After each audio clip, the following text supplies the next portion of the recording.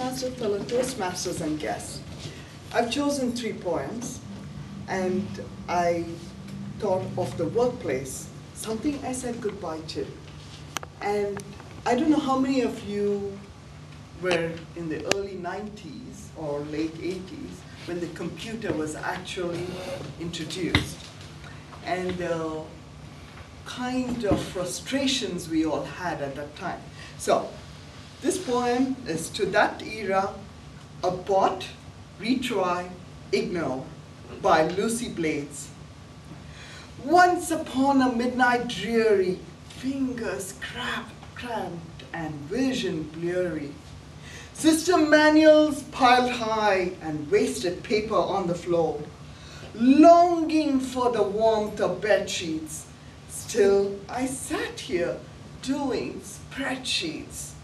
Having reached the bottom line, I took a floppy from the drawer. Typing with a steady hand, I then invoked the save command, but got instead a reprimand. It read, abort, retry, ignore. Was this some occult illusion? Some maniacal type inclusion? These were choices Solomon himself had never faced before.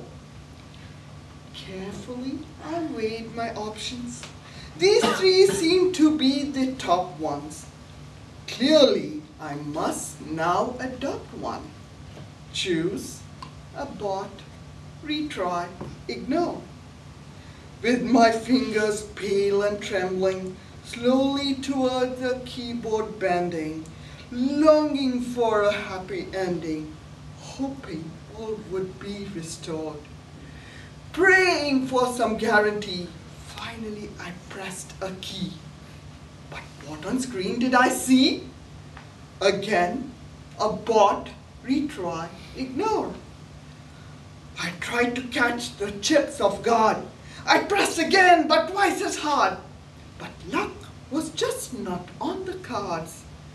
I saw what I had seen before.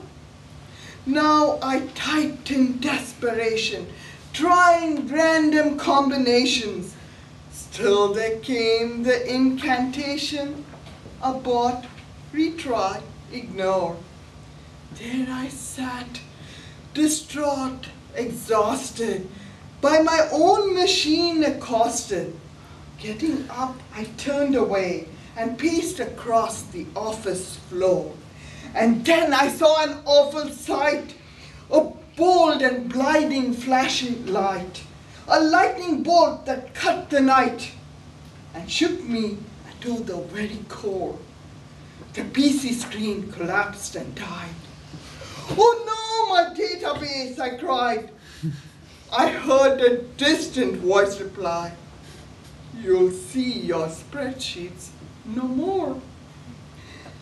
This day I do not know the place to which our data goes. Perhaps it goes to heaven where the angels have it stored. But as for productivity as well, I fear this has gone straight to hell. And that's the tale I have to tell. Your choice, abort, retry, ignore. My second poem is what I have as a nemesis today. I live at home, retired, and this is what I see. House Cleaning Blues by Ellen Bailey.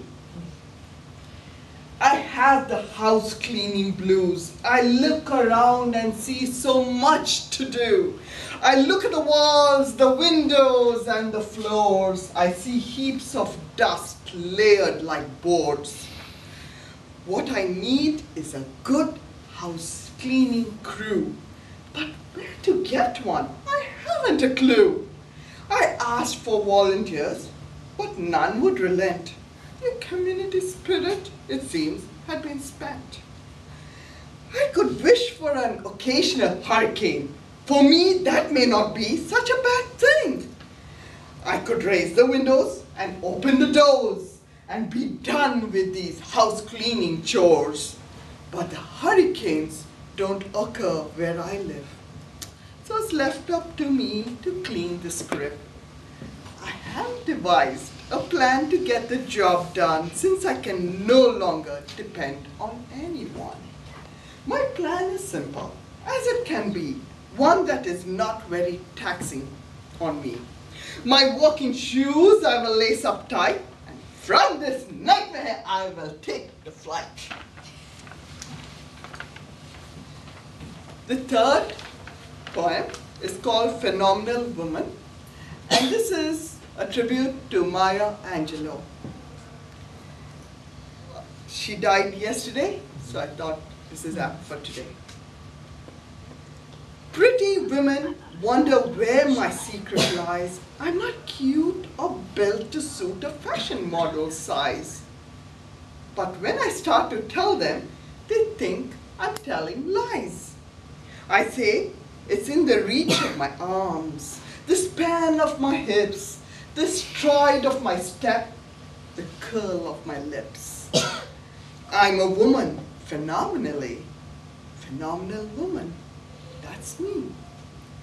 I walk into a room just as cool as you please, and to a man the fellows stand for fall down on their knees. Then they swarm around me, a hive of honey bees. I say, it's the fire in my eyes and the flash of my teeth, the swing in my waist and the joy in my feet. I'm a woman, phenomenally. Phenomenal woman, that's me. Men themselves have wondered what they see in me. They try so much, but they can't touch my inner mystery. When I try to show them, they say they still can't say. I say, it's in the arch of my back, the sun of my smile, the right of my breast, the grace of my style. I'm a woman, phenomenally. Phenomenal woman, that's me. Now you understand just why my head's not bowed.